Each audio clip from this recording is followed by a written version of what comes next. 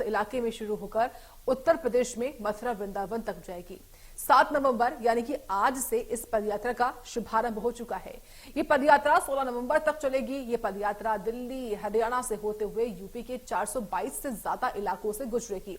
धीरेन्द्र शास्त्री इस पदयात्रा के जरिए 5 करोड़ लोगों तक पहुंचने का दावा कर रहे हैं। 10 दिनों में करीब 2 लाख लोग इस पदयात्रा में शामिल होंगे। धीरेन्द्र शास्त्री का दावा है कि उनकी इस यात्रा का मुख्य उद्देश्य यमुना को गंगा की तरह शुद्ध पवित्र बनाना है। वहीं पंडित धीरेन्द्र शास्त्री की सनातन हिंदू यात्रा का विरोध भी हो रहा है। दलित पिछड़ा समाज संगठन पदयात्रा को रोकने की मांग को लेकर राष्ट्रपति को पत्र भी लिख चुका है। साथ ही पदयात्रा को रोकने के लिए संगठन सुप्रीम कोर्ट में भी अर्जी लगा चुका है। इसी के साथ ही दलित पिछड़ा संगठन पदयात्रा का विरोध भी करेगा।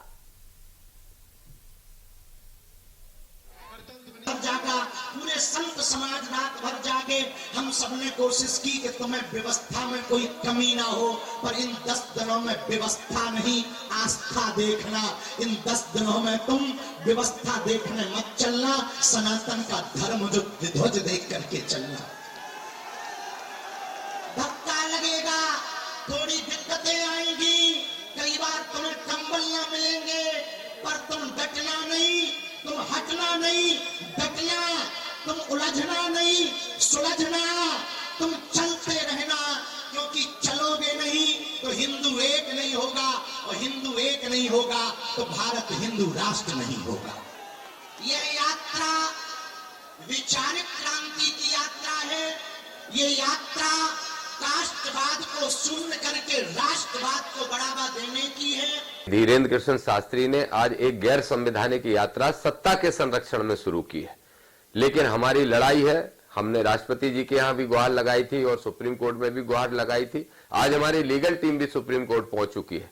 हमारा संगठन भी दलित पिछड़ा समाज संगठन पहले से लड़ाई लड़ रहा था, लेकिन भाई चंद्रशेखर आजाद जी, आजाद समाज पार्टी, भीम आर्मी और हमारे ओबीसी महासभा सहित सभी साथियों ने इस लड़ाई को और मजबूत करने का काम किया है।